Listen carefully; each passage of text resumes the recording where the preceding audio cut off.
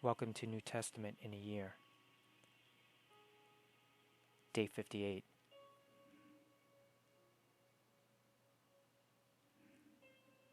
Mark 6. Jesus left there and went to his hometown, accompanied by his disciples. When the Sabbath came, he began to teach in the synagogue, and many who heard him were amazed. "Where did this man get these things?" they asked. "What's this wisdom that has been given him? What are these remarkable miracles he is performing? Isn't this the carpenter? Isn't this Mary's son? And the brother of James, Joseph, Judas, and Simon? Aren't his sisters here with us?" And they took offense at him. Jesus said to them, "A prophet is not without honor, except in his own town, among his relatives, and in his own home."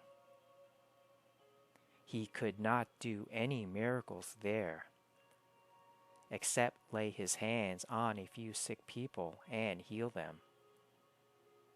He was amazed at their lack of faith. Then Jesus went around teaching from village to village. Calling the 12 to him, he began to send them out 2 by 2 and gave them authority over impure spirits. These were his instructions. "Take nothing for the journey except a staff, no bread, no bag, no money in your belts. Wear sandals, but not an extra shirt. Whenever you enter a house, stay there until you leave that town. And if any place will not welcome you or listen to you, leave that place and shake the dust off your feet as a testimony against them." They went out and preached that people should repent. They drove out many demons and anointed many sick people with oil and healed them.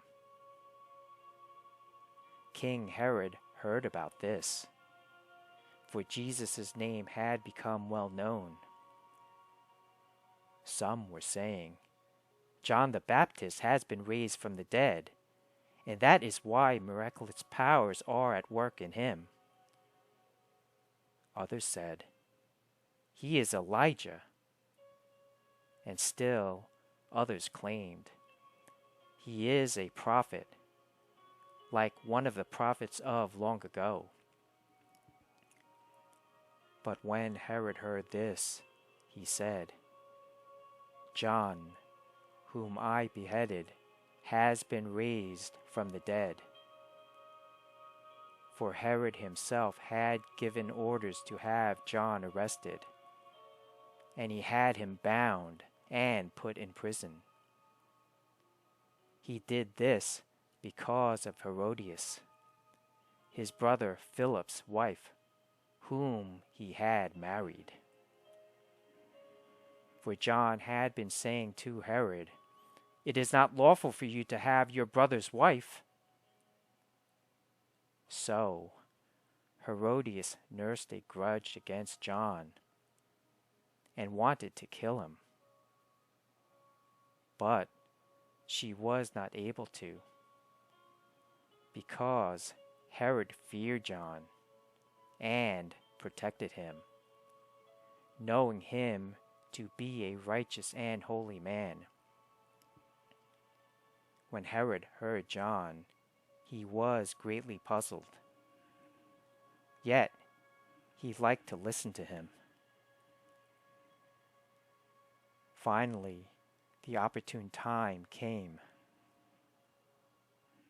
On his birthday, Herod gave a banquet for his high officials and military commanders and the leading men of Galilee. When the daughter of Herodias came in and danced, she pleased Herod and his dinner guest. The king said to the girl, "Ask me for anything you want, and I'll give it to you." And he promised her with an oath, "Whatever you ask, I will give you, up to half my kingdom." She went out and said to her mother, "What shall I ask for?" "The head of John the Baptist," she answered. At once, the girl hurried in to the king with the request, "I want you to give me right now the head of John the Baptist on a platter." The king was greatly distressed, but because of his oaths and his dinner guests, he did not want to refuse her. So he immediately sent an executioner with orders to bring John's head. The man went, beheaded John in the prison, and brought back his head on a platter. He presented it to the girl, and she gave it to her mother. On hearing of this, John's disciples came and took his body and laid it in a tomb.